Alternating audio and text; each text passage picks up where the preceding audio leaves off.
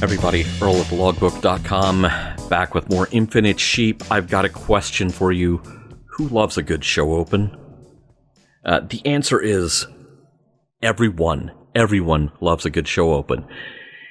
If you do one and it just doesn't quite land, well, it's gone again because it's not the whole show. If you do a really good one, people are singing Faith of the Heart 20 years later. To cite just one example, one of my favorite parts of all of the shows that I like to watch is I love to analyze the opens, especially if it's a moving target that changes from time to time, like Doctor Who. They're going to change it every time there's a new Doctor. Sometimes they're going to change it within that actor's tenure on the show. It's an art form. The show open, and sometimes even the segment open, it's an art form. And I have been lucky enough a few times in my career that someone pointed the fickle finger of fate at me and said, you seem like a show open kind of guy. Why don't you do the open for this? And boy, you talk about something that just makes my heart happy. The opening statement, that's a big thing. That's a big thing. That's going to determine whether or not people are going to stick with the rest of the show. So here are 3 examples from Channel 40 of getting to start the show. This first example was a special presentation in 2002. I think it may have been April or May of 2002 for a weather special, which it was quite frequent for our station to do a special going into severe weather season, as if it's ever out of season, as we have discovered now, and it was already happening while I was working in broadcast. I remember one year we covered a killer tornado that happened on New Year's Eve. So the joke that I like to terrify my friends from out of state with is that, tornado season in this part of the country runs from January 1st through December 31st. Anything outside of those dates and you're totally safe. But this was a severe weather special that, of course, also served as a promotional piece for our weather department. And if I remember correctly, I've gone back and watched this a couple of times before recording this show. It seems like I was trying to make this the trailer for a sequel to Twister that did not exist yet.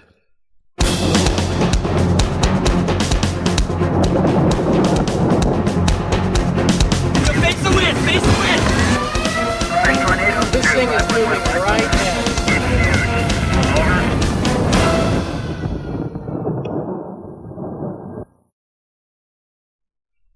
That's it. That's all. That wasn't even as long as a spot. And it shouldn't be, really, necessarily. It depends on the occasion. It depends on the subject matter. But something like that, get in, get out, say your thing, let the show start. Because that's not the whole show. And that is something that I had to learn very early on in my career. The open is not the whole show and cannot be the whole show. But we'll talk about the early days of doing show and segment opens another time. Now, we have another example here. I believe this was from 2006. This was an in-show open. This was a segment open for Friday night high school football coverage. And it's got a bit of tail out on it because it's assumed that you were going to fade out of it pretty quickly. But you don't want to make it a thing that is just going to, dump master control to black and go, rah, and the director is trying to figure out wait a minute, where did my footage go? No, you put some tail on it so that you've got time for a clean transition. This was a surprisingly complex bit of post-production, even though I only have a fairly low-resolution file of it. I do not have tape.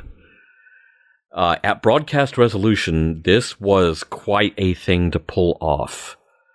And I was really pleased with myself for a while, but you blink and you'll miss it. Can you feel the frenzy? From 4029 Sports, this is High School Football Frenzy.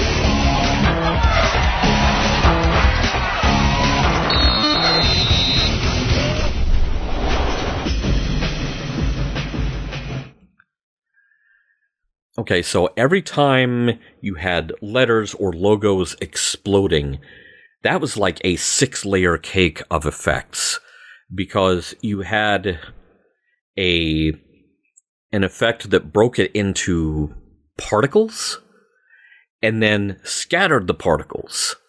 But then all of the particles had a glow to sell the explosion effect. I mean, it was it was really kind of ridiculous. It was overkill for a football spot, but, where else are you going to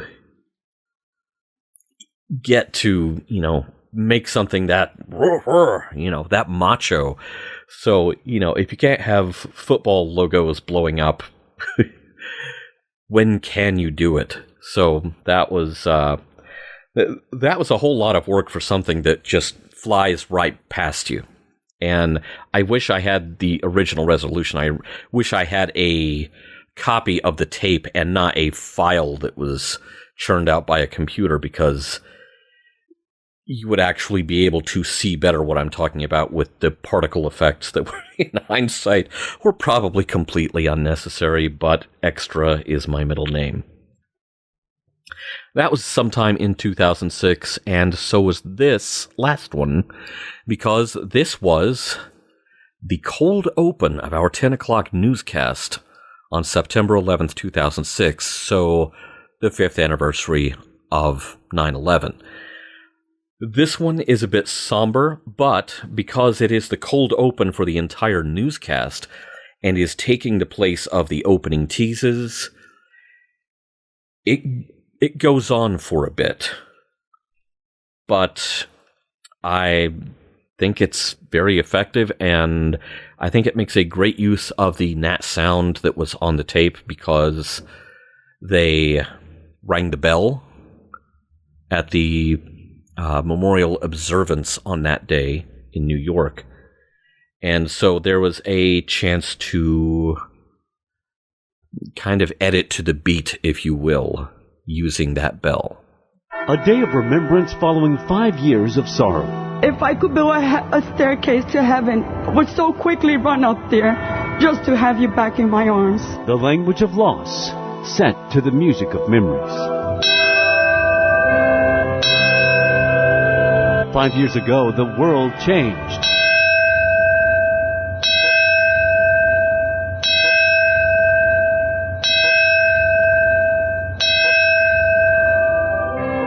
Five years later, hope remains.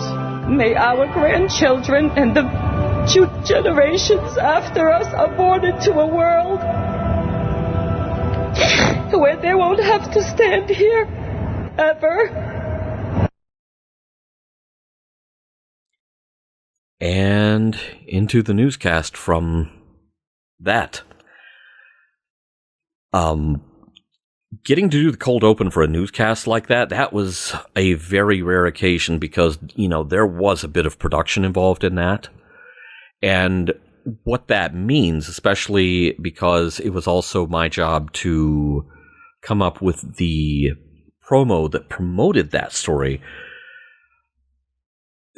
you have to do some work ahead of time, which obviously that was done on the day, because that was with footage of the memorial observance on the day. The promos for it had to be done beforehand without that footage, and I do not have those promos. But this was a thing where it's like, okay, I'm doing the promos. I'm also doing the beginning of the 10 o'clock news, which was an exceedingly rare thing to do. And also, for as many times as I have spoken to there being friction between creative services and news at this station in the past, it is also an outsized display of trust that tonally I would get it right. And so, in hindsight, a little bit humbled by that.